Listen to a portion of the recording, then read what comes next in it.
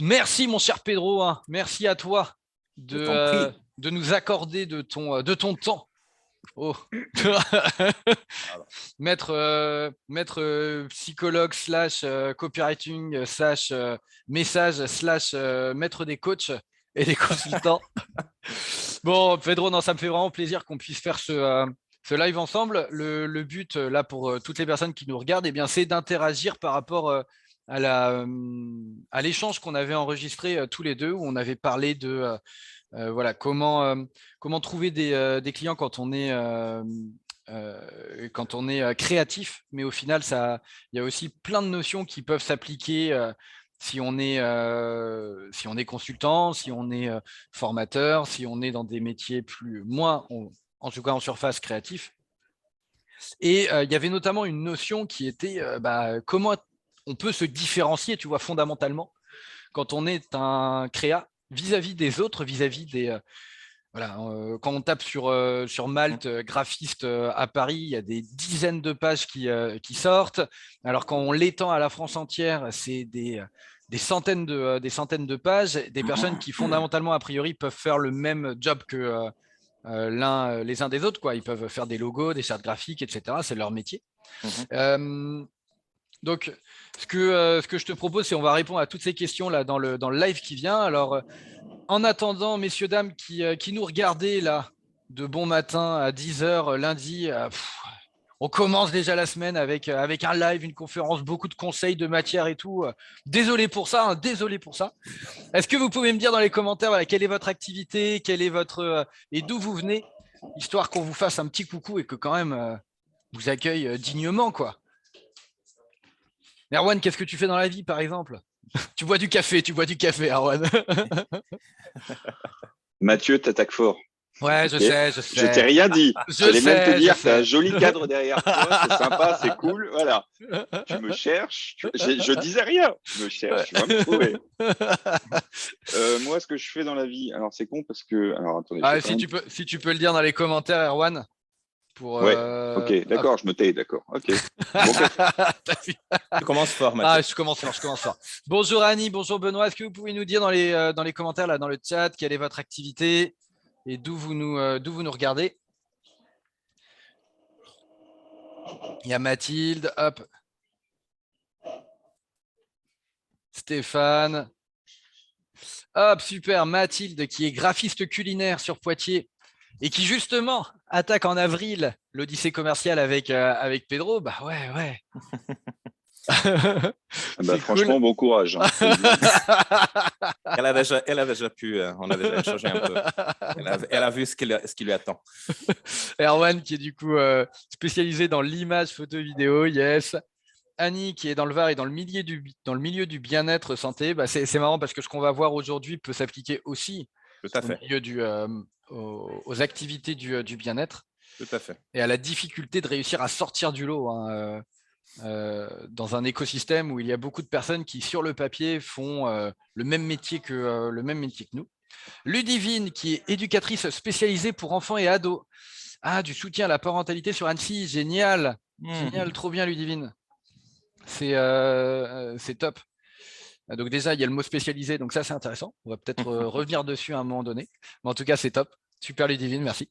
Ok, alors, merci à vous. Le but de ce live, c'est que ça soit interactif. Hein. Donc, surtout, je vous en prie, je vous en supplie, on vous en supplie. Le but est qu'on interagisse avec vous, qu'on réponde à vos questions. On va démarrer la discussion et j'espère que ça va faire naître des questions, des raisonnements, des interrogations, des doutes chez vous. Le but est qu'on échange à propos de ça. Si tu es OK, Pedro. Oui, tout à fait. Hein, parce que peut-être que tu avais prévu de parler pendant 1 heure, mais... je voulais pas aller à l'encontre de tes. Attends, je peux pas. J'ai perdu ma voix. Ça roule. Hop. Donc, Stéphane, qui est coach bien-être et préparateur mental certifié sport et monde de l'entreprise à Melun. Ok, super Stéphane. Et Benoît, qui est de la région lilloise. Bah ouais, Benoît. Et qui est dans l'inspection technique par drone aérien ou terrestre. Okay. Ah. Mais ouais. Salut Benoît. Comment tu vas? T'es à côté d'Armentières, toi, en plus. N'est-ce pas? Hop, donc. Yes, ça roule. Alors, donc du coup, je compte sur vous dès qu'il y a des questions qui viennent, des interrogations, etc. Alors, ce que vous pouvez faire, il y a une option lever la main qui pourrait permettre de nous de savoir, ah ok, il y a une question ici, on vous met en live, ou alors si vous préférez poser la question par chat, je suis là moi pour les repérer. Donc on y va. Alors Pedro, j'aimerais bien qu'on revienne un peu sur tout ce qu'on avait dit dans le cadre de notre discussion. On va commencer par là. Ouais. Donc déjà, tu vois, il y a cette première question qui, quand tu es dans une activité où sur le papier, tu as beaucoup de concurrents et de personnes qui peuvent faire les mêmes choses que toi, Mhm. en tout cas le même métier.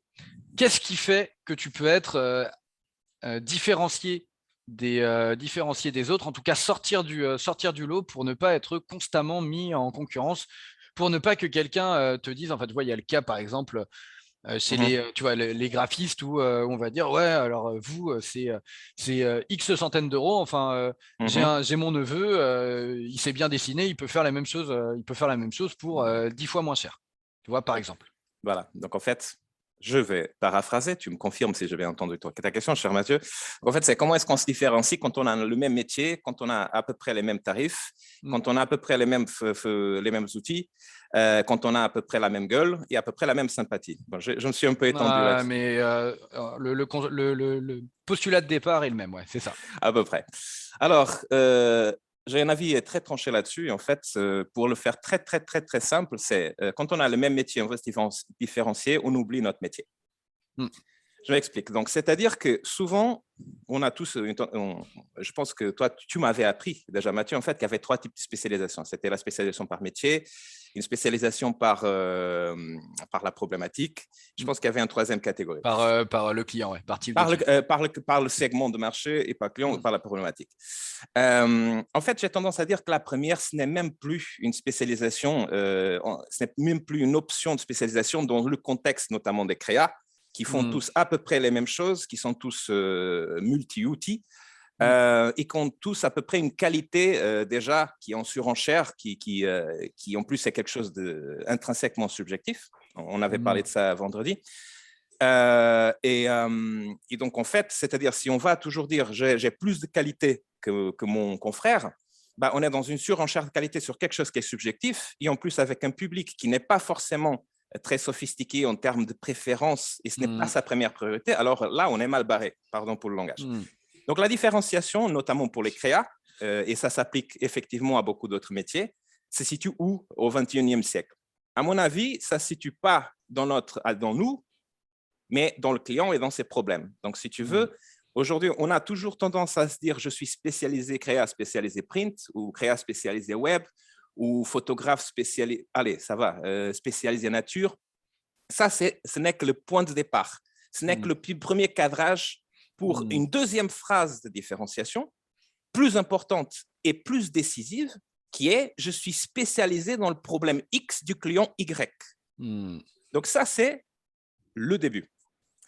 Donc, c'est-à-dire en fait que la clé de la différenciation des métiers créatifs et autres, aujourd'hui, va passer de plus en plus par la capacité de prouver qu'on a une connaissance fine des problèmes et des insatisfactions de notre client, plus que nos confrères.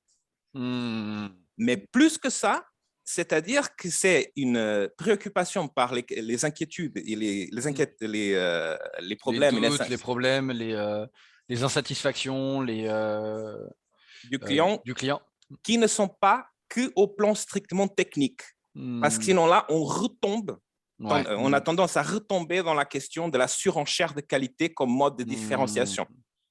Voilà. Alors, c'est cool parce que le côté surenchère, effectivement, ça peut aussi, là, je pense à Annie et Stéphane dans le milieu du mieux-être où on va le retrouver très vite. Le côté, je me suis aussi formé sur tel outil, sur telle pratique, sur telle mécanique, telle méthode, etc. Et qui fait que du coup, j'accumule en me disant que c'est ça qui va permettre à mes clients de se dire ah tiens, j'ai plus confiance en elle parce que a priori, elle maîtrise beaucoup plus d'outils. Ça va être pareil, donc du coup, chez les créas où on va dire bah ouais, mais je fais du print, mais aussi de ça, je suis 360, je sais faire du truc, du machin, du bidule, 360, ouais. Et pareil, dans d'autres métiers, ça va être… sur d'autres types d'activités, on va retrouver effectivement cette même tendance à focaliser en gros notre réflexion autour de qu'est-ce qui va me faire sortir du lot par un focus sur soi, c'est-à-dire ce que je sais faire et ce que je sais faire a priori de plus que les autres, comme étant l'argument du point de vue client pour faire confiance à nous. Alors que en fait, toi, ce que tu dis, et ce évidemment avec lequel je suis d'accord, c'est qu'il faut qu'on recentre le débat sur, avant tout, le client qu'on veut servir, quelle est sa problématique et qu'est-ce que lui, il recherche par rapport à sa problématique comme solution. Et en fait, il y a un mot là ici qui est important, c'est spécifique.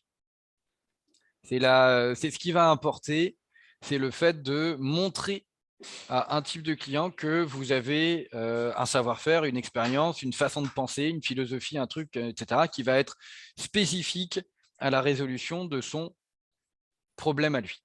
Et donc, du coup, Pedro, me vient une question, peut-être que certains d'entre vous, là, sont en train de se poser. Ok, d'accord, le client, machin, c'est pas la première fois qu'on commence à me dire qu'il faut cibler. Mais si je cible, Pedro, mais je vais me fermer des portes. J'ai pas envie de me cibler, j'ai pas envie de m'enfermer, j'ai pas envie de… j'ai pas envie. Je me suis pas lancé en indépendant pour rentrer dans une routine, un truc où je fais tout le temps les mêmes choses, etc. Donc, est-ce qu'il y a, voilà, déjà, un, est-ce que c'est vrai? Et deux, est-ce qu'il y a un juste milieu à trouver, tu vois? Alors, je souriais tout à l'heure parce qu'en fait, au bout d'un moment, ça devient un classique pour nous, ces questions déjà. Alors, et voilà la deuxième surprise. Donc, la première surprise qu'on a dit dans notre échange ici aujourd'hui, c'est que pour mieux se différencier, il faut s'oublier, il faut oublier son métier et penser à l'autre. La deuxième surprise, c'est qu'en fait, se cibler, ce n'est pas fermer des portes, c'est ouvrir. Ouais. Là-dessus, en fait, il y a déjà une première distinction que je tiens à le dire, qui est souvent elle n'a pas dite, qui est quand on dit, en fait, par exemple, moi, Pedro Créa, je souhaite me spécialiser dans les sociétés, je vais dire une bêtise, dans les PME familiales de production, d'édition de logiciels, etc., machin. Ce qui se passe, c'est que vous pouvez distinguer, si vous avez vraiment peur, parce que ça, c'est une grande peur, surtout des gens créatifs, c'est d'être collé une étiquette pour toute la vie, de la spécialisation de la cible qu'ils vont avoir. Vous êtes d'accord avec moi? Je vois dans les rares visages que je vois devant moi que vous comprenez ce que je veux dire. Alors, ce qui se passe, c'est que la première chose, c'est que vous pouvez distinguer, vous, par exemple, Pedro Santos, créatif photographe, et je vais faire une offre qui s'appelle Logiphoto pour les logiciels, etc. Donc, en me détachant, comme par exemple, j'ai créé Psychovente, qui est en fait, si vous voulez, ma marque que j'ai créée pour l'accompagnement et le conseil en développement commercial pour des consultants indépendants expérimentés qui sont passionnés par la psychologie humaine. Si un jour, j'en ai marre de cette approche parce que j'en ai d'autres approches possibles, je vais créer une autre marque de projet. Pas forcément, je n'ai pas besoin de numéro de siret pour faire un projet que je l'annonce. Et je me détache de cette marque et j'ai une autre marque avec une promesse. Donc ça, ce n'est plus un problème, c'est un faux problème. La question de dire je me spécialise, je me colle. Vous vous détachez et vous dites Psychovente, c'est un cadeau offert aux créa, aux indépendants exigeants, donné par Pedro Mendes Santos, parce qu'il veut faire un laboratoire personnel. Il veut consacrer, par exemple, 20% de son temps que pour cette cause. Voilà. Ça, c'est la première chose.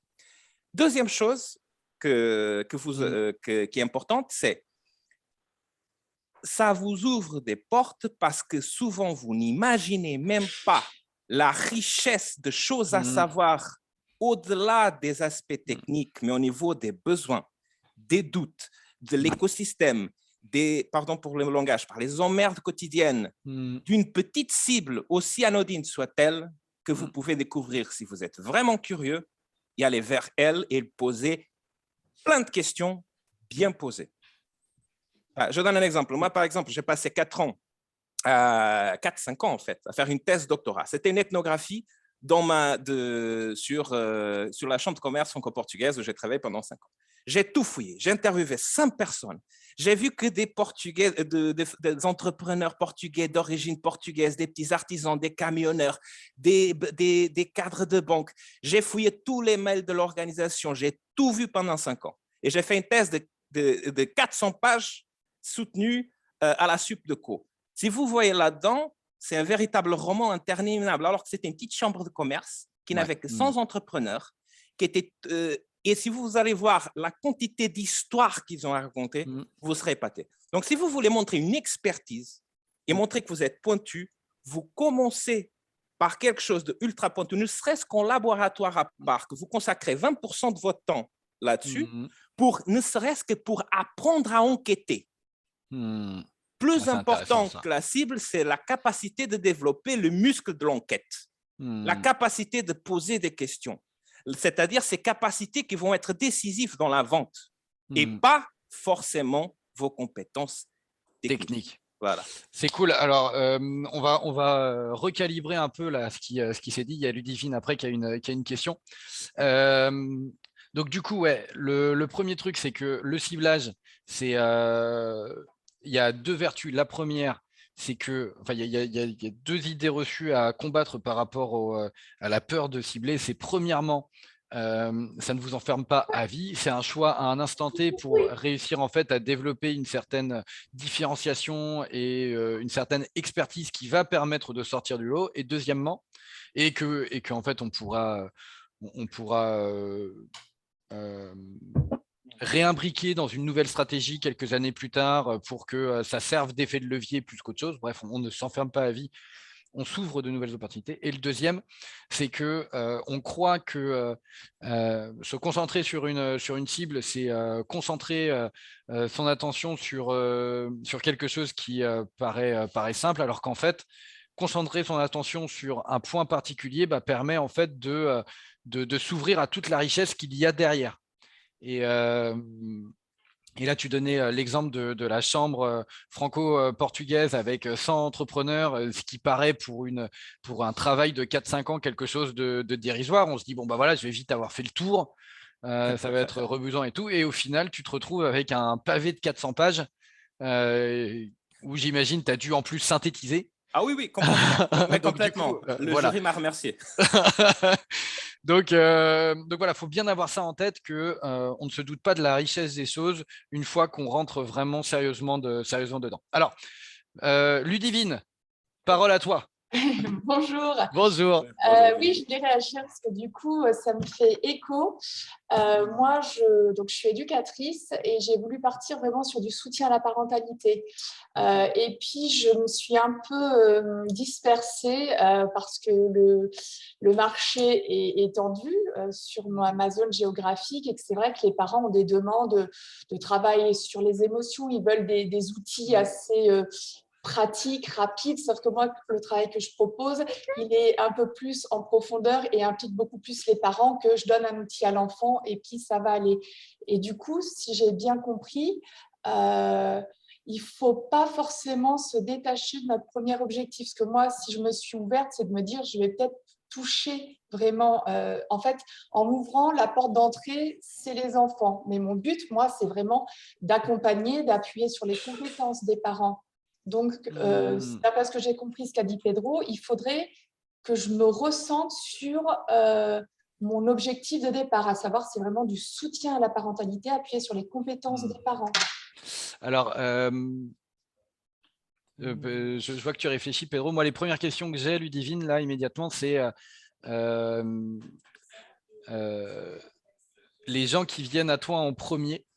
Bah, tu vois, en tout cas, par rapport à ton discours, quand ils viennent vers toi avec quel problème? Comment ils les expriment? Alors, clairement, leurs enfants font des colères, ils n'y arrivent plus, ils sont débordés. Ok, d'accord. Ils sont épuisés. Ils sont épuisés. Ok, voilà. D'accord. Donc, du coup, c'est autour de ça, en fait, que moi, je t'invite à réfléchir. Tu vois, pas forcément en termes d'objectifs de départ, etc. Parce que, en fait, tu es parti avec une certaine idée du marché, de la cible avec laquelle tu allais bosser. Tu t'es dit, bah, moi, j'ai envie d'aider les parents pour leur donner les outils, etc. Et en fait, ce qui peut se passer, souvent, c'est que quand on commence à confronter nos idées de départ au marché, à la réalité de ce que vivent les gens et de ce pourquoi ils sont prêts à payer au départ, eh bien, on se rend compte que ils ne sont pas assez matures pour approuver cette idée, pour investir là-dedans et tout, etc. Ils ont été, tu vois, formatés par toute leur lecture et tout ce qu'ils voient à droite à gauche comme étant ok, c'est l'enfant qui peut travailler sur, et ils partent avec cette idée-là. Tu vois. Donc en gros, il y a peut-être un gap éducatif, enfin pédagogique, par rapport à ce dont ils ont vraiment besoin et ce qu'ils pensent avoir vraiment besoin.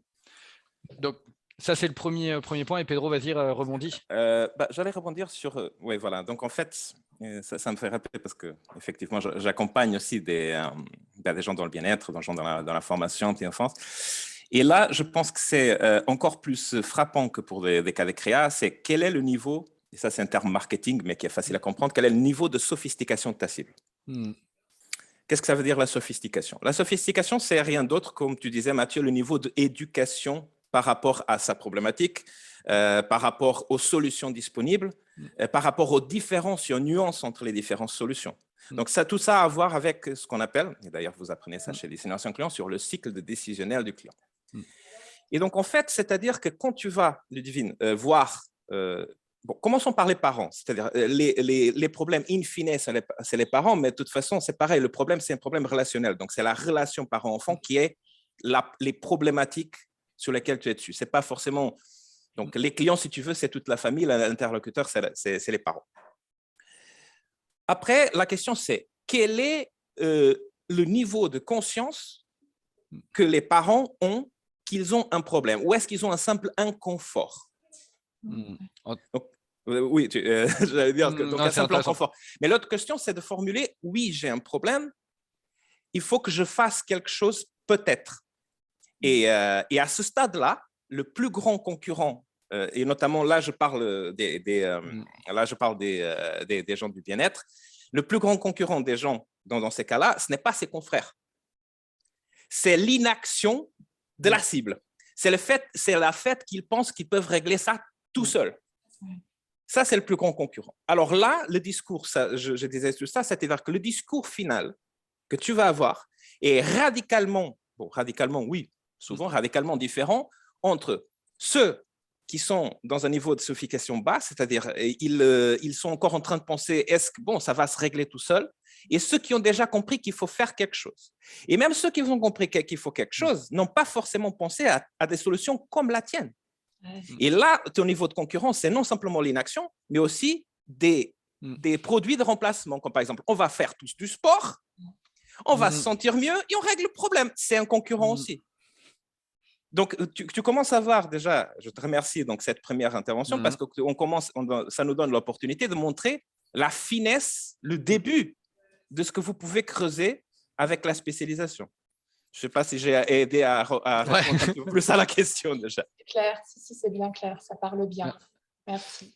Et donc, du coup, enfin là, on pourrait... c'est là où, en fait, en miroir par rapport à vous, notre aventure chez Destination Client fourmille de richesse, c'est-à-dire que pour chacun d'entre vous, même si, imaginons, là, vous étiez une centaine à faire le même métier, en fait, chacun d'entre vous a des convictions de base, une histoire, des expériences, des méthodologies, etc., qui font que pour une même activité qui paraît similaire, et bien, en fait, on peut l'attaquer de 100 façons différentes et vous accompagner de façon différente à chaque fois. Et nous, en tout cas, notre richesse, on la puise ici. Et donc, du coup, Ludivine, si tu vois, on devait résumer pour toi. La question, effectivement, c'est pas de se dire, tiens, est-ce que moi, je dois me remettre sur mon objectif de départ qui est de dire, voilà, aux parents, je vous accompagne pour vous aider. C'est plus d'aller, au contraire, creuser sur quel est leur niveau de compréhension de leurs problèmes et leur niveau de compréhension des différentes solutions qu'ils ont à leur disposition et des tenants et aboutissants de chacun, des pour et contre de chacune, etc., pour les aider, en fait, les accompagner dans la bonne prise de décision pour eux, par rapport à ce qu'ils vivent avec leurs enfants. Okay. Ouais, ça te parle, Ludivine? Très bien, ouais, ça enclenche plein de choses, merci. Trop cool! Ça, c'est cool, ça, c'est ça qu'on veut. C'est cool, merci Pedro. Bonjour. Bonjour Stéphane. Oui, alors moi je suis pareil, je suis dans le bien-être et préparation mentale. Alors, j'ai deux axes. Il y a j'ai commencé avec les sportifs. Alors, le problème des sportifs, c'est que on est encore dans la préparation mentale, on est encore dans l'éducation, on va dire. C'est-à-dire que ils n'ont pas forcément conscience de l'importance du mental. Alors, quand je parle pas du très haut niveau, hein, je suis plutôt sur du bon niveau ou niveau moindre. Et ils n'ont pas conscience de l'importance du mental. Et d'ailleurs, je le vois, hein, parce que les quelques athlètes que je suis, quand ils ont commencé à rentrer là-dedans, ils deviennent complètement accros et s'aperçoivent effectivement que. Mais là, c'est ça, c'est le problème, moi, c'est l'état de conscience. Parce qu'on est encore, particulièrement en France, moins le cas dans d'autres pays, des pays anglo-saxons, où on se dit, où c'est rentré un peu dans les mœurs. En France, on est encore, tu as du mental ou tu n'as pas de mental, alors que le mental, c'est comme le reste, ça se travaille tous les jours. Donc voilà, donc c'est le niveau de conscience. J'ai aussi un autre axe qui est qui est plutôt dans le monde de l'entreprise. Bon, là, j'ai adhéré à un groupe de coachs. Là, on est un peu plus sur le monde de l'entreprise. Il y a une prise de conscience peut-être plus importante dans le monde de l'entreprise, qui est assez surprenant d'ailleurs, sur l'importance du bien-être et justement de la préparation mentale, parce qu'on est un peu dans la performance, etc. Donc, voilà. Donc, je suis un peu là-dessus. Alors, j'ai démarré il n'y a pas très, très longtemps. Je m'aperçois qu'au départ, je visais beaucoup les sportifs. Et c'est un peu plus compliqué, en fait, parce que justement, ils sont pas forcément conscients, en fait, je dirais, de l'importance. Voilà. C'est un peu la problématique. Ok. Et alors c'est intéressant, merci Stéphane, parce que du coup on peut réembrayer sur justement un truc qui revient souvent, c'est que les clients enfin les prospects avec lesquels on interagit comprennent pas forcément l'importance de ce qu'on peut leur apporter, ou tu vois, comprennent pas l'importance je sais pas moi, d'un logo ou d'une charte graphique, si on reprend l'exemple des créas, ou si on prend l'exemple de Stéphane, le fait de travailler son mental pour gagner en performance, et que c'est pas juste tu as du mental, tu n'as pas de mental. Cette notion de connaissance, tu vois, de sophistication, comme tu le dis, qui est un mot vraiment pas facile à dire quand on est bourré.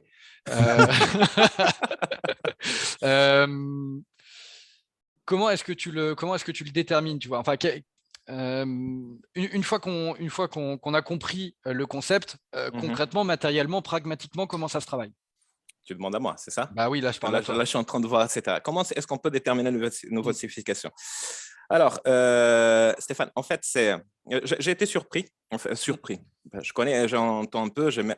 En fait, si tu me dis, si j'entends bien ce que tu me dis, c'est-à-dire que pour les sportifs de très haut niveau, ils sont en France.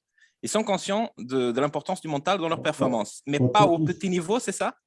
Oui, enfin pas tous, hein, même au niveau, parce que je suis un triathlète qui est champion d'Europe et il n'avait pas intégré la préparation mentale dans son programme. Donc même ceux qui sont… Malgré tout, il y a une conscience, on va dire, plus importante quand même dans le haut niveau.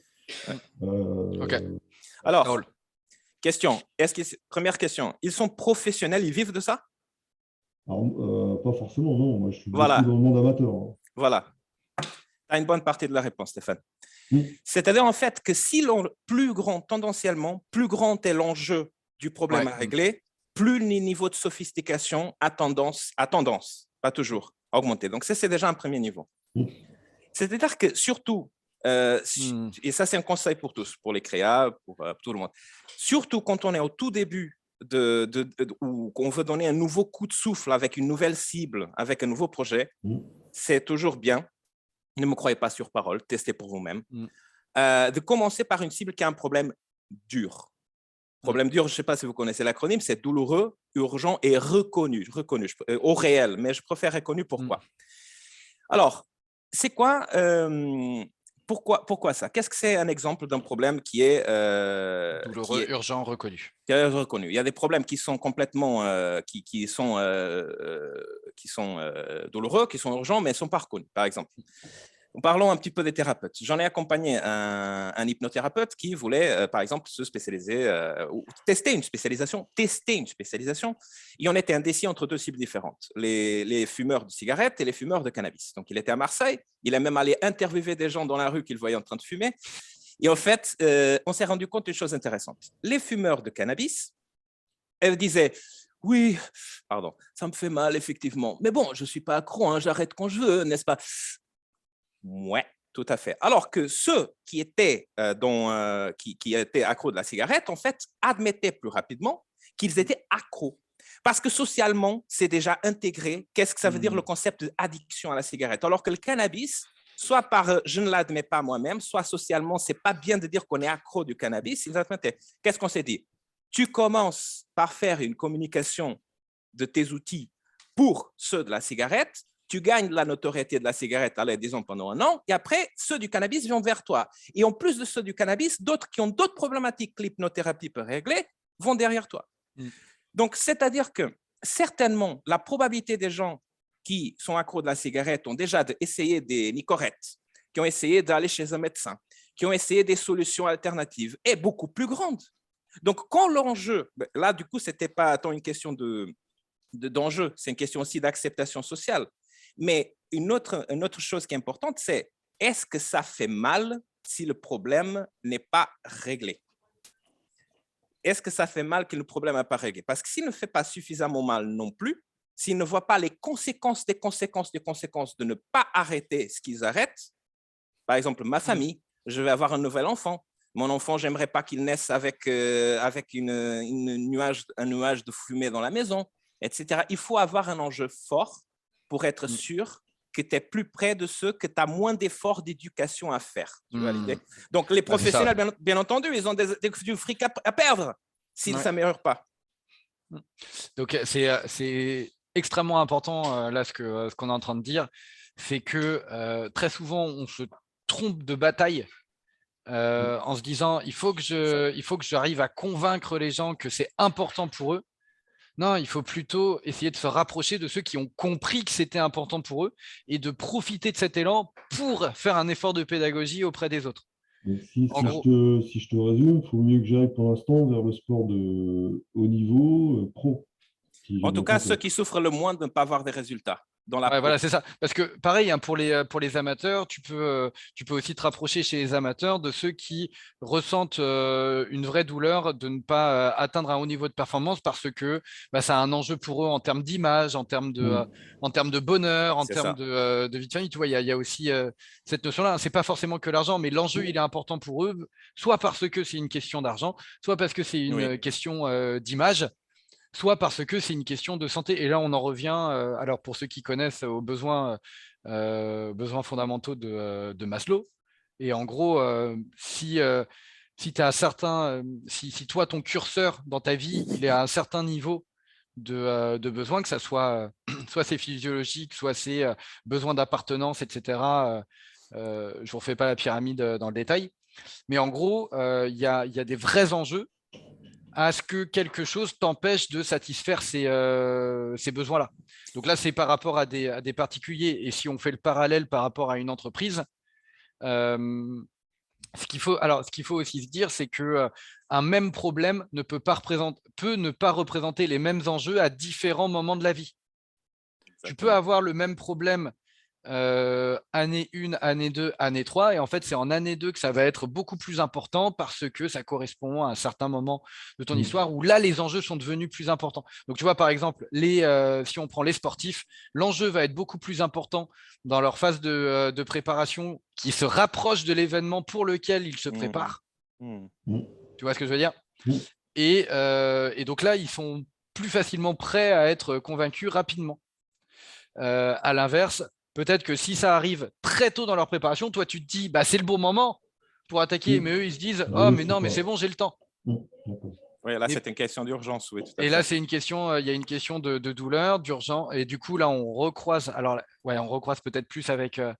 On croise plus avec l'urgence. Mais parce que l'urgence, pareil, c'est un facteur. C'est un facteur qui va faire que ta capacité à être convaincu va être plus rapide. Plus rapidement satisfaite.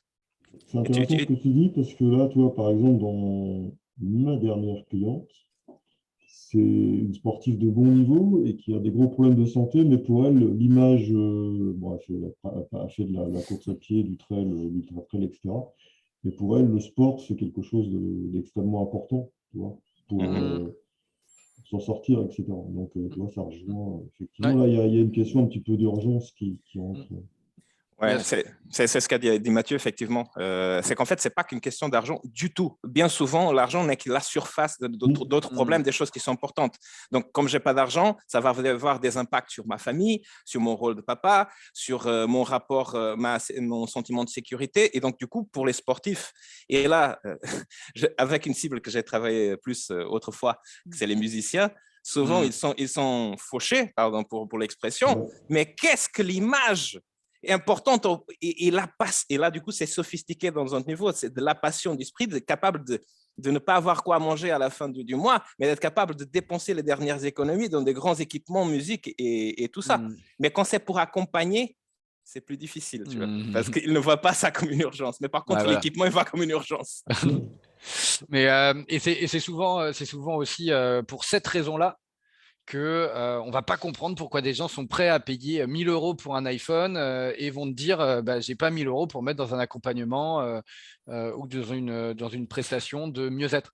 On va pas comprendre, mais en fait la nuance, elle est là, elle est que pour les gens à l'instant T, c'est plus important pour eux de satisfaire leur image sociale. Ils sont prêts à beaucoup plus investir. Enfin, les gens, encore une fois, là, c'est très généralisé. Il faut le voir au cas par cas.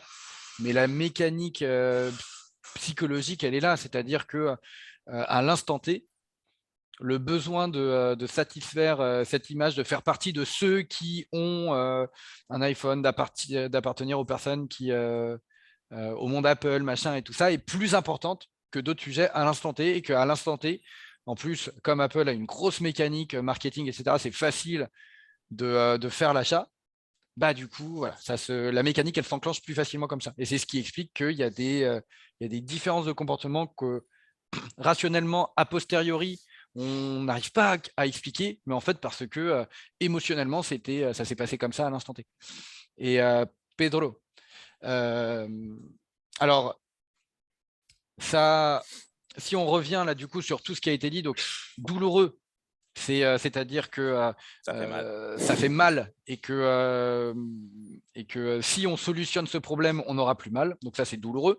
Urgent, c'est parce que ça devient vraiment, enfin le problème, s'il n'est pas réglé rapidement, il y a une échéance à partir de laquelle ça va faire encore plus mal, ou ça va devenir vraiment difficile, compliqué, ou ça va empêcher d'accomplir le projet qui a une échéance. Et le dernier, c'était le R, reconnu. Est-ce que tu peux nous expliquer reconnu? Reconnu. Reconnu, donc du fait, c'est directement lié à la question de la sophistication. Du mot compliqué. D'ailleurs, le mot, disons compliqué, mais pour les créas, c'est encore plus logique parce que la question de sophistication est nécessaire pour la question de est-ce qu'ils sont rattachés à l'idée d'esthétique comme un problème ou pas. Ce qui, la plupart des cas en B2B, ce n'est pas le cas. Tout à fait. Donc, et alors que, voilà. Donc, reconnu, ça veut dire la capacité, comme je racontais l'exemple du cannabis, c'est est-ce que je reconnais que j'ai un problème et qui mérite une action, oui ou non? Et quel est le degré de reconnaissance de ça? Voilà. C'est aussi simple que ça. Donc, c'est pour ça que je préfère, les acronymes, souvent comme ça, ils ont plusieurs versions. C'est pour ça que je le préfère au réel, parce que de toute façon, il y a des problèmes qui peuvent être, attention, complètement reconnus, mais à un niveau incroyable, mais que le niveau d'urgence n'est pas grand non plus. Donc, même s'ils disent que c'est urgent. Et donc, en fait, c'est quoi la preuve? C'est les actions, comme par exemple le fait que je suis capable de payer plus, etc. pour ça. Donc, voilà. Le reconnu, donc, en fait, c'est est-ce qu'ils reconnaissent déjà le problème tel quel? Et là, je vais rebondir sur quelque chose qui est très, très important, Mathieu. Okay. Pour les créas, qui était à la base de la discussion de notre sujet. Souvent, les créas vont très, très souvent évaluer les problèmes de leur cible du point de vue de leurs propres lunettes, c'est-à-dire des lunettes de l'esthétique. Ils vont dire, souvent j'entendais, ils disent, bon, je vais cibler les entrepreneurs plus jeunes parce qu'en fait, ils sont déjà conscients qu'ils doivent avoir une image, voilà.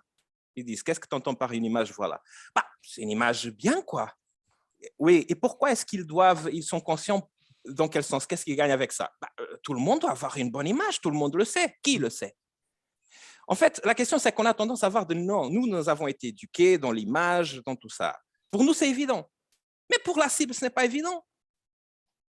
Alors, les plus vieux et les plus jeunes, peut-être on pense que c'est pour une question d'esthétique, et c'est possible. Peut-être qu'ils ont été éduqués plus dans la notion de l'esthétique, peut-être qu'ils ont une autre notion de l'image où ils veulent se ressembler à quelqu'un d'autre plus, et donc ils vont se soucier plus de se ressembler plus que leurs parents, souvent qui ont été plus dans le travail dans le dur, etc. Est-ce que ça veut dire que vous ne pouvez pas au moins aborder, je ne dis pas transformer en toute une cible, mais aborder les plus vieux, les plus aînés, les plus âgés, mais d'une autre façon? Comment le faire? C'est-à-dire qu'on va voir quels sont les problèmes qu'ils reconnaissent déjà et les attacher dans ce que j'appelle un lien sémantique, c'est-à-dire un lien de signification, un lien de signification entre votre prestation, la qualité de votre service et les résultats bénéfiques in fine sur les problèmes qu'ils reconnaissent déjà. Comme par exemple, moi, je vais lancer, je sais pas, logiciel, encore société logicielle. On va faire un nouveau type de logiciel et nous, on va décider d'attaquer les entreprises de mode. Ah, d'accord. OK. Donc, comment est-ce que vous voulez les impacter, etc. Je ne sais pas, on va présenter peut-être nos solutions encore plus pour montrer que notre logiciel est adapté pour les industries du tissu, etc. Est-ce que, d'accord, vous connaissez bien les industries de la mode? Bon, pas tant que ça. Pourquoi? Ils ont l'air assez chic. D'accord. Est-ce que vous pensez qu'avec cette communication ringarde, pas comme ça jamais dans la vie, que vous allez séduire ce type de public? On n'a pas pensé à ça. Ah ouais, d'accord. Moi, j'ai un exemple que ça n'a pas marché. Ah bon? Ah, peut-être qu'il faut qu'on fasse quelque chose. Qu'est-ce que vous nous conseillez? Voilà, bingo, vous avez eu l'affaire. J'exagère, bien entendu. Ah ouais, vous bien avez sûr. compris. C'est très, très simplifié. Dans la vie réelle, ça n'irait pas aussi vite, on est bien d'accord. Ceci est une reconstitution fausse. Et, Bien entendu. ouais. Mais donc, du coup, en fait, là, dans l'exemple, ce que vous devez retenir, si je paraphrase en gros ce que tu as exprimé, c'est que on identifie du coup une cible qui va déjà reconnaître des problèmes qui ne sont pas éloignés de ce qu'on cherche en fait à résoudre. Et c'est juste que on va avoir un discours qui correspond aux problèmes qu'ils reconnaissent déjà.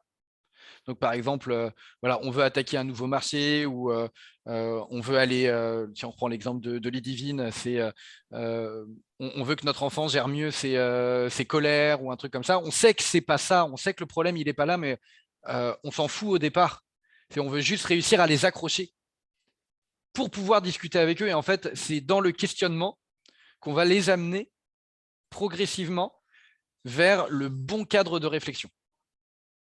Alors ça peut se faire en one-to-one, ça peut aussi se faire dans le marketing, mais dans ce cas-là, ça veut dire mettre en place une mécanique de contenu un petit peu plus structurée. Mais en tout cas, en one-to-one, le fait de provoquer l'échange et derrière, de ne pas rester fixé sur sa méthode et d'essayer de convaincre la personne de sa méthode est la bonne, sa solution est la bonne pour elle, c'est de l'amener par le questionnement à se dire « Ah ouais, tiens, en fait, moi, c'est l'élément, le point de bascule. » Tu vois, toi, tu dis, c'est que me conseillez-vous? Moi, le point de bascule, c'est « Ah tiens, ça, je ne m'étais jamais posé cette question-là. » Oui. Vous savez que quand vous arrivez à générer ça, vous êtes dans le juste.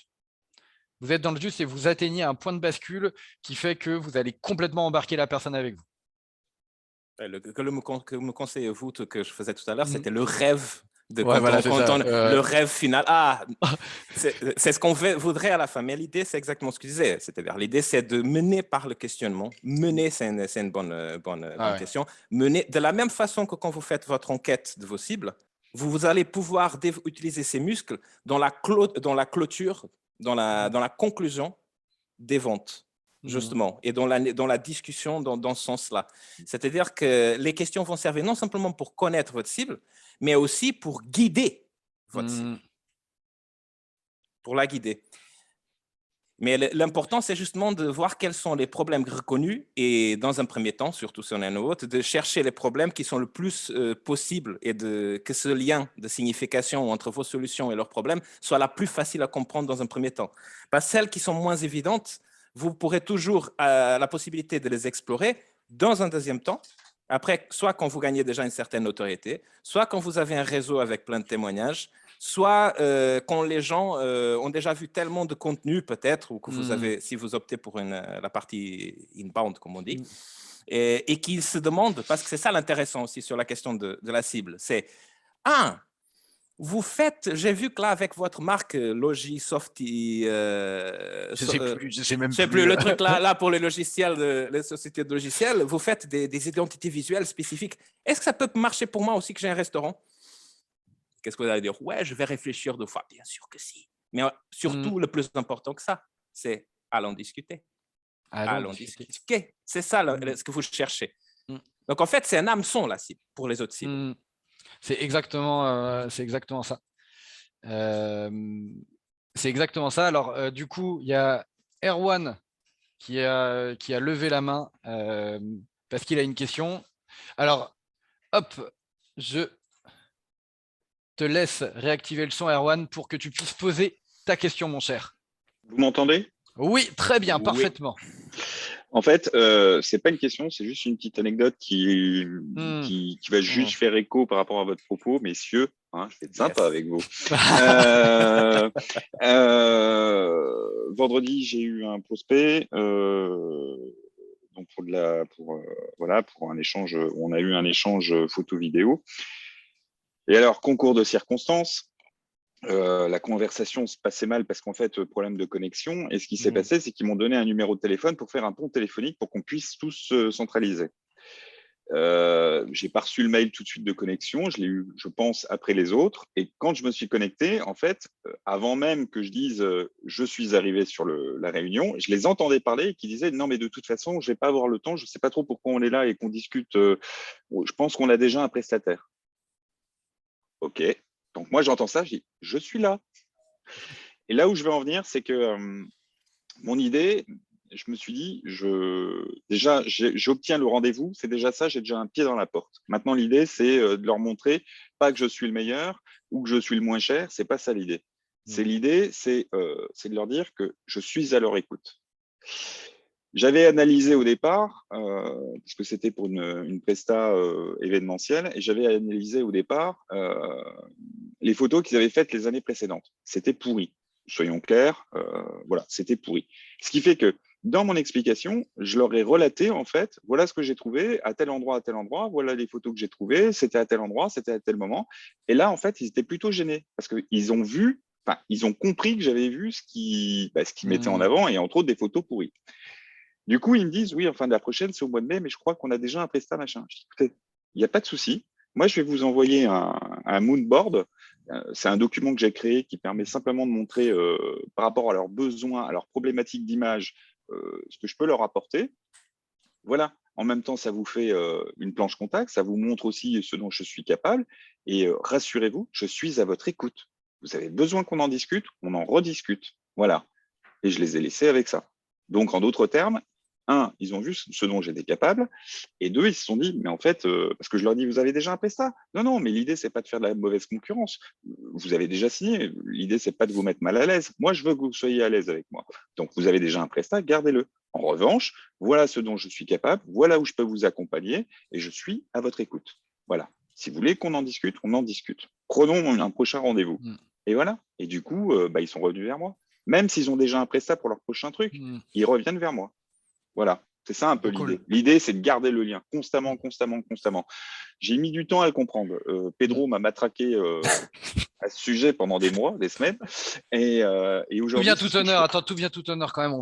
C'est une image, monsieur dame. Non, mais ce que je veux dire par là, c'est que là-dessus, c'est vraiment la base. Ouais. Même si c'est du temps et de l'énergie qu'on consacre, peu importe. Moi, en ce moment, je discute avec plein de monde justement pour décrocher les choses, mais je sais que ça payera à un moment donné. Mais il faut juste être patient. Et à force de cette mécanique, voilà, les gens reviennent en fait, tout simplement. Et en fait, les gens reviennent. Alors, merci beaucoup, Erwan, parce que ça illustre aussi un truc qu'on avait dit, qu'on avait commencé à dire au départ, justement, l'axe de différenciation. C'est déjà, à partir du moment où tu es dans une posture où tu montres aux gens que tu es à leur écoute, mais c'est pas de le dire, c'est de le faire. Et là, toi, ce que tu leur as montré, c'est que tu as montré que tu étais à l'écoute et presque tu n'avais pas besoin de leur dire, tu leur as juste dit ça en rappel à la fin. Mais le plus important, c'est si déjà vous montrez que vous êtes à l'écoute et que vous n'essayez pas de les convaincre que vous avez raison et que, entre guillemets, ils ont tort par rapport aux différentes choix de solutions qu'ils peuvent prendre, mais de montrer que vous êtes que vous les écoutez, que vous essayez de les comprendre, que vous essayez de les comprendre pour les aider au mieux, bah déjà, ça fait une énorme différence par rapport à tous les concurrents que vous pouvez avoir. Juste parce que je suis très bavard et je vous promets, après je me tais. Juste pour illustrer le propos de. Vous avez vu, j'ai fait des efforts. Juste pour illustrer le propos de Mathieu, c'est que en fait, je savais, c'est un groupement d'assurance, donc je savais ce qu'ils vendaient, je les connaissais, il n'y avait pas de souci. Et en fait, d'abord ils m'ont dit, est-ce que vous nous connaissez, machin. Je dis, je crois que vous touchez à tel domaine, mais vous pouvez m'en dire plus. Et je les ai laissés dérouler. Ah, c'est intéressant. Ok. Et là-dessus, vous faites comment? Et voilà. Et j'avais les réponses, mais moi, l'idée, c'était de les faire parler pour rentrer tout doucement et créer tout doucement un climat de confiance parce que la base, elle est là. Ouais. Trop bien. Erwan devient une bête. En fait, j'allais sur ce que tu disais. Non, mais c'est bravo. Vraiment, c'est exactement ça. J'ai eu un bon coach. C'était qui? Et du café. Bon. Et du café. Je pense qu'elle était plus importante que ton coach. Non, mais je voudrais rebondir sur un petit aspect, vu que tu es déjà en étape avancée, mon cher Erwan. En fait, c'est quand tu as dit, il y a un truc intéressant. Je ne sais pas tout le contexte, on ne va pas le développer ici du tout. Mais la question, tu disais, ils étaient un peu gênés quand je les ai montré tu as fait une petite démonstration de ton expertise. Alors, qu'est-ce qui pourrait être la petite cerise sur le gâteau? Je suis presque sûr, après, peut-être que tu l'as même demandé. J'aurais demandé aussi qu'est-ce que vous pensez que vous pourriez gagner si vous aviez des photos comme ça? Quel serait l'impact sur vos objectifs? Ça, c'est la question qui aurait tué sans et gêner moins, à mon avis, tu vois, mais il faudrait qu'on en discute. En fait, l'idée générale, c'est que ça, c'est la prochaine étape du prochain entrevue. On peut toujours revenir. Là j'ai absonné. Et puis, l'idée, c'est qu'ils vont revenir. Et puis là, je vais leur dire, bon, quelle est la plus-value pour vous? Parce que oui, vous pouvez garder votre prestat, etc. Mais moi, en fait, quelle est la plus-value? Est-ce que vous pensez vraiment que vous avez besoin de… Et voilà. Et là, je vais attaquer. Non, mais très bien. Trop bien. Alors, merci beaucoup, Erwan. Vraiment, merci beaucoup pour ce partage. On va prendre, là, c'est bientôt terminé, donc on va avoir une conclusion. Ludivine a une dernière question et on va conclure sur la question de Ludivine. Oui, je me posais la question. Du coup, il ne faut pas trop donner d'éléments dans les premiers contacts parce que là, je vois l'air du faire dire. Donc, être à l'écoute, comprendre quel est le problème de la personne. Je suis totalement d'accord. Mais moi, j'ai l'impression que des fois, les personnes ont besoin que j'amorce déjà des petites choses parce qu'ils me disent, mais vous savez, on a essayé plein de choses, on a regardé des vidéos, on a vu le psy, on a vu le psychomote. Et j'ai l'impression que si je suis que dans l'écoute, la reformulation, la bienveillance, finalement, je ne vais pas les accrocher plus. Ça dépend. Je te réponds direct, merci, Ludivine. Merci, je te réponds direct. Ça dépend de la qualité des questions que tu poses. C'est-à-dire… non, mais carrément, c'est toute une science. Hein. En fait, ça pourrait même s'appeler questionologie, mais en fait, ça existe un nom pour la science de poser de bonnes questions. Ça s'appelle la maïotique. C'était Socrate qui l'a inventé. C'est-à-dire, en fait, que si tu poses les bonnes questions, les personnes ne vont pas être dans le… Mais en fait, quelle est votre expérience? Quand les gens… Fixez ça, les gars, et les filles, surtout. Si les gens commencent à vous poser trop de questions sur votre expérience, c'est que vous n'avez pas encore posé les questions qui ont prouvé votre empathie. Donc, OK, une chose est certaine. Si on est dans un contexte qu'on est en train de se présenter, on sort un pitch court. Et donc, mais encore une fois, le bon pitch, c'est le pitch qui parle le plus de l'autre, même quand on est censé parler de nous. C'est vraiment ça. C'est-à-dire, qui êtes-vous, Pedro? Moi, je suis votre rêve depuis toujours, le salut de vos problèmes, de vous. Attention, je suis quelqu'un qui aide les éducatrices spécialisées dans les enfants et des ados à bien démarrer leur business et à trouver les clients qu'ils rêvent. C'est ça que je suis. Je suis rien d'autre. C'est ça que je fais. Comment? Ah, intéressant. De quoi vous avez besoin? Pourquoi? Quels sont les impacts si ça ne se passe pas? Racontez-moi. Après, on parle de moi. Après. Ouais, voilà, c'est ça. Et Annie, du coup, tu poses la question comment poser les bonnes questions. Ouais, alors ça c'est du coup vraiment on est reparti pour 1 heure et ça alors c'est une bonne chose Annie parce qu'en fait cette heure là qu'on pourrait dédier uniquement à comment poser les bonnes questions, moi je l'ai réservé pour alors je vais te dire c'est pour jeudi matin 10h, vraiment un live complet là-dessus. Donc du coup voilà, tu peux déjà noter jeudi 10h, je passe 1 heure là-dessus sur ce sujet-là en direct avec vous et voilà, et c'est cool de finir là-dessus, Ludivine, parce que effectivement, le but de l'échange, c'est effectivement les gens ont besoin d'être rassurés, mais le premier point déjà, ils ont besoin d'être rassurés sur le fait que tu vois, c'est normal ce qu'ils vivent et qu'il y a une solution et qu'on va trouver la solution et que ça va avancer pour eux, tu vois. Et ça, c'est pas forcément en parlant, c'est et j'imagine que tu le vois bien dans tes coachings, dans la façon dont tu accompagnes les parents. Il y a beaucoup de trucs. Enfin, j'imagine que sur l'ensemble des séances que tu fais avec eux, tu passes très peu de temps en vrai à parler. Tu leur poses beaucoup de questions et tu les aides à décharger, etc. Et rien que ça, en fait, il y a déjà énormément d'éléments qui ressortent. Mais parfois, on sent une usure des parents en se disant « Oui, non, mais je me suis raconté plein de fois à plein de professionnels. Moi, je veux des actions. » Et des fois, je suis un peu butée là-dessus. Bah, du coup, OK, de quelles actions vous avez besoin? Exactement. Là, concrètement, qu'est-ce que vous entendez par en fait. Qu'est-ce que vous avez essayé? Qu'est-ce qui n'a pas marché? Qu'est-ce qui n'a pas marché et qu'est-ce qui vous frustre le plus aujourd'hui?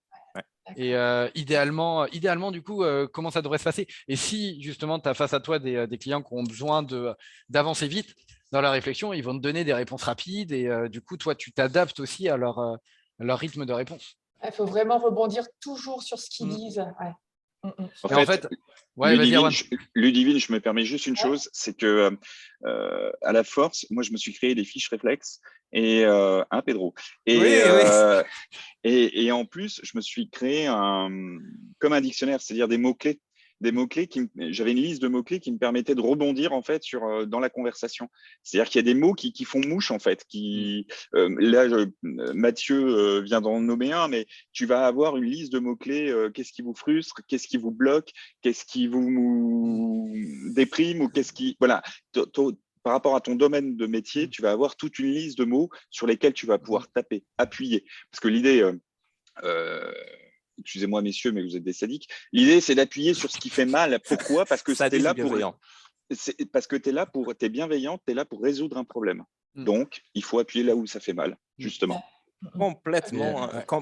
Excellente idée, c'est exactement ça. Je vous envoie mon chèque après. Hein, merci Erwan, c'est comme convenu selon les termes du contrat. Hein. Merci Erwan.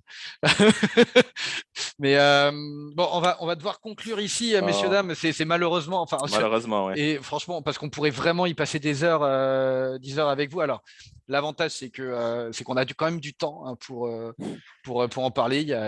C'est que le premier live des 10 lives de cette semaine. Donc, vraiment, on a le temps de quand même en discuter tous ensemble. Je vous ai mis dans les commentaires pour celles et ceux qui souhaitent justement avancer dans cette réflexion, mais par rapport à eux-mêmes, par rapport à leur cas spécifique. Un lien pour prendre rendez-vous avec un membre de l'équipe Destination Client pour voir justement comment est-ce que tout ce qu'on a dit peut s'appliquer à votre cas spécifique et comment est-ce qu'on peut vous guider, vous épauler. Et du coup, ça sera… alors, pour ceux qui sont curieux, ça peut être l'occasion de voir comment concrètement ça s'applique, ce système de questionnement. Allez voir, voyez avec notre équipe comment ils font. Ça peut peut-être être l'occasion de vous arriver avec une problématique et de voir comment ils font pour questionner, pour vous faire parler. Moi, je vous invite et si jamais vous ne savez pas, si jamais il y a un meet-up Destination Client près de chez vous là prochainement, allez-y. Franchement, ça vous permet juste de voir comment Mathieu fait un café, ça déjà c'est drôle. Et deuxièmement, franchement, vous allez rencontrer plein de monde et échanger. Et ça, c'est important parce que moi, je me suis rendu compte d'une chose, c'est que le Covid nous a tous fait du mal. Pourquoi? Parce que voilà, on est en visio, machin. Mais en fait, la relation humaine, l'échange humain, il n'y a rien de mieux. Il n'y a rien de mieux. Et donc, du coup, alors, Erwan, je prends ta balle en plein vol pour vous la renvoyer à vous toutes et tous. On organise justement un meet-up le 26 avril sur Lille, pour celles et ceux qui sont dans le coin. Et je sais que certains d'entre vous sont dans le coin, et je sais que certains d'entre vous sont déjà inscrits. Mais voilà, un meet-up destination client, eh bien, ça ressemble un peu à l'Agora, c'est-à-dire que c'est évidemment un moment où on se rencontre, où on rencontre du monde, on échange et tout en direct, mais c'est aussi une journée avec des animations, des ateliers pour travailler sur certains points. Il y a 12 ateliers pendant la journée, 2 x 6. Il y a des moments de décontraction, des moments où on va travailler, des moments où on va se rencontrer. Bref, c'est vraiment une journée très riche et qui peut donner un gros coup de boost à votre morale et à votre activité. Donc, si vous avez besoin de plus d'informations, hop, je vous donne. Alors, vous pouvez en parler directement. Là, je vous ai mis le lien. Je vous remets le lien pour prendre rendez-vous avec un membre de l'équipe pour celles et ceux qui souhaitent aller plus loin. Et vous pouvez en parler en direct à cette personne. Et si vous souhaitez savoir comment vous y inscrire ou avoir plus d'informations, je vous donne l'adresse mail de Aurélie. Et pour le meet-up, prenez votre thermos de café. On a décidé que ce n'était pas moi qui allais m'occuper du café cette fois-ci, Erwan, pour que tout le monde puisse avoir vraiment du café. Eh ben, voilà. C'est une bonne chose. Tu vois, on progresse d'événement en événement. Merci beaucoup, Pedro. Vraiment, merci à toi, merci infiniment. Merci aussi. C'était trop cool. C'était un plaisir. Et merci à vous, à vous qui avez été présents, qui avez participé, posé plein de questions. C'était vraiment très riche. Je suis trop content d'avoir démarré cette semaine avec ce premier live plein de bonnes choses. Donc c'était très très cool. Benoît, t'es déjà inscrit, c'est cool. Ça fait trop plaisir de te voir en vrai, Benoît. Vanessa, le replay sera disponible sur YouTube, sur la chaîne Destination Client. Tac. Et dans la région sud, on est en train de calibrer Annie. Ça fait déplacer du monde du nord, donc du coup, il faut qu'on s'organise un petit peu. Hop. Tac. Violaine, j'ai tout loupé, ça sera en replay, t'inquiète pas, Violaine. Mathilde, merci. Hop, merci. Alors, du coup, ça me permet de vous annoncer la suite. On peut héberger. Oh, Annie, ce serait tellement cool. Ok, je retiens. Attention, Annie, je retiens. Pour la suite de la semaine, cet après-midi, 14h, live avec Amine Oshi, où là, on va parler alors quelque chose qui est vraiment très important pour tous ceux qui ont une activité, notamment une activité locale. On va parler de géoréférencement. Google My Business, une stratégie pour pouvoir vous faire référencer plus vite sur Google de manière gratuite. Donc, vraiment un truc, on va rentrer dans le détail avec Amine et vous allez voir, Amine, c'est de la bombe. Demain matin, c'est un live avec moi où on va parler de prospection. On va beaucoup rebondir par rapport à ce qu'on a dit aujourd'hui avec Pedro, mais sous l'angle de comment trouver des prospects, comment rencontrer des prospects. Et demain après-midi, ça sera avec Oriane où on va parler relations presse. Et relations presse, pourquoi on en parle? Parce que je pense que c'est un canal sous-exploité pour la plupart des indépendants et des entrepreneurs. Et Oriane, qui est une journaliste et qui développe aussi son activité de consultante en RP indépendante, a beaucoup de bons conseils à nous donner. Donc voilà, tous les jours, vous avez un live à 10h et à 14h pour cette semaine. Et vous avez toujours les vidéos qui sont accessibles jusqu'à la fin de la semaine. Donc, profitez-en. Est-ce que c'est bon pour vous? Pouce en l'air. C'est top. Merci vraiment infiniment à tout le monde. Merci Pedro. Merci beaucoup amigo. Je vous dis à très vite. Pour celles et ceux qui le souhaitent, ce midi, on fait un petit live réseautage encore. OK. Donc, pour ceux qui ont envie de rencontrer d'autres personnes, en gros, le live réseautage, on se prend 1 heure et puis, en fonction du nombre, on fait plusieurs tours de table par petit groupe de 3 personnes.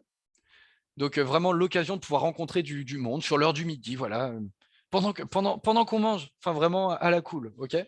On est à la cool. Donc voilà. Bon, je crois que je vous ai tout dit. À un moment, je vais arrêter de parler, je vais aller me refaire un café parce que j'ai besoin d'énergie. Pedro, là, c'est bon, toi, tu peux te reposer là maintenant. C'est bon, tu peux aller dormir. Bon, je vous remercie toutes et tous. Je vous dis à tout à l'heure. Ciao tout le monde. Salut. Ciao tout le monde. Hop, tac, on arrête.